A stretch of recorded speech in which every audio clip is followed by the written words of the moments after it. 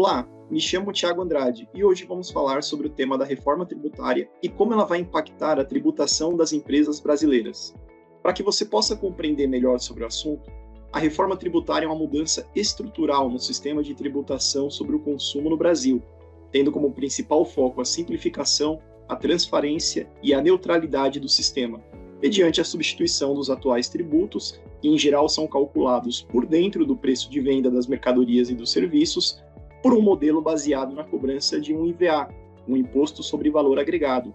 cujo cálculo é feito por fora do preço, e que é um modelo de tributação de consumo adotado pelas principais economias mundiais, inclusive os países membros da União Europeia. Porém, diferentemente do modelo de IVA adotado nos demais países do mundo, no Brasil teremos a criação de 2 IVAs em substituição aos atuais tributos sobre o consumo, que será o IBS, Imposto sobre Bens e Serviços, e a CBS, Contribuição sobre Bens e Serviços, além de um novo imposto chamado Imposto Seletivo,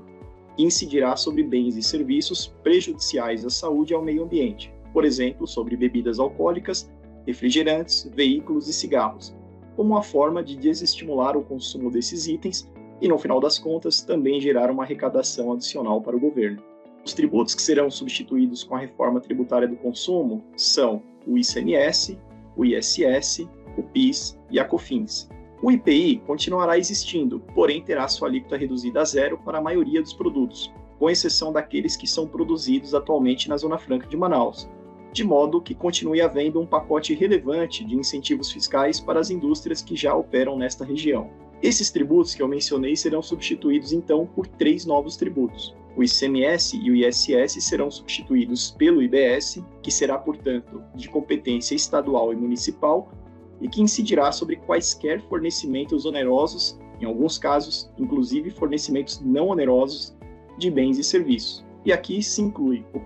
operações com bens e materiais, direitos, locação, venda de imóveis, entre outras operações. Um exemplo de operações não onerosas sujeitas aos novos tributos são os brindes e as bonificações, sendo que no caso das bonificações não serão tributadas caso estejam caracterizadas como um desconto incondicional, e os produtos bonificados sujeitos à tributação por percentual de alíquota. Caso contrário, inclusive as operações de bonificação também serão tributadas. As contribuições do PIS e da COFINS serão então substituídas pela CBS, que é um tributo de competência federal, sujeito quase que totalmente às mesmas regras do IBS, salvo em algumas exceções muito específicas. E temos, por fim, o Imposto Seletivo, que é um tributo de competência federal que incidirá uma única vez sobre operações com veículos, aeronaves, embarcações, produtos fumígenos, bebidas alcoólicas, bebidas açucaradas, bens minerais, concursos de prognósticos e fantasy sport. Uma das grandes novidades dos novos tributos será a adoção do princípio do destino. Isso significa que os tributos serão cobrados por fora do preço de venda e deverão ser recolhidos para o estado e município de localização do consumidor. Além disso, em relação ao IBS e à CBS, temos que a tributação será não cumulativa, com permissão para apropriação de créditos fiscais sobre praticamente todas as despesas contraídas pela empresa, com exceção dos gastos considerados de uso pessoal, como, por exemplo, bebidas alcoólicas e veículos utilizados pelos sócios. A cobrança será feita no destino, ou seja, onde ocorre o consumo, e não na origem, evitando com isso a guerra fiscal entre estados e municípios. Haverá desoneração dos investimentos, com crédito fiscal integral do IBS e da CBS para as aquisições de bens de capital, bem como a possibilidade de suspensão desses tributos na compra desses bens em determinados casos. Como regra geral, haverá uma alíquota única para diferentes setores, garantindo maior transparência e equidade, salvo em alguns casos específicos em que determinados bens e serviços essenciais terão alíquotas reduzidas, a exemplo dos produtos de cesta básica, medicamentos e serviços médicos. Em relação aos impactos esperados para as empresas, muitos serão positivos, como, por exemplo, a redução da burocracia, pois com a unificação dos tributos, as apurações e recolhimentos serão mais simplificadas, redução dos custos de conformidade tributária, que são os custos que as empresas possuem com RPs, softwares, funcionários, para o cumprimento de suas obrigações tributárias,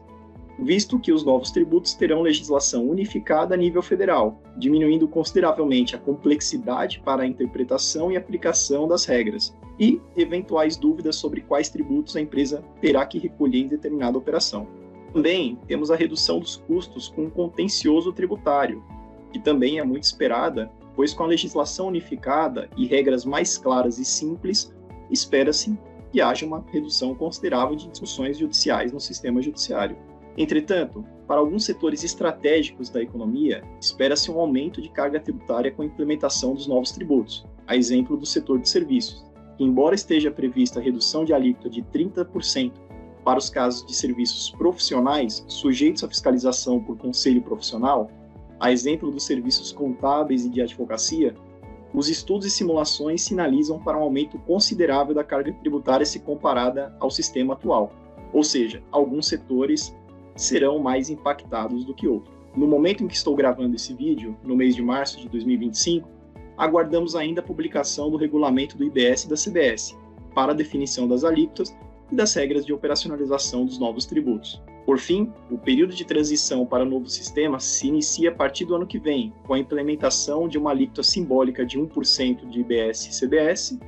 sendo que já foram criados os novos campos na nota fiscal eletrônica nos quais serão informados os novos tributos. Portanto, é essencial que os contadores e as empresas se mantenham atentas às mudanças para que possam se adaptar às novas regras em tempo hábil. Caso tenham dúvidas ou precise de suporte com o tema da reforma tributária, entre em contato com a IRCO para garantir a conformidade com a legislação e evitar riscos fiscais. Acompanhe o nosso conteúdo no IRConnect. Obrigado.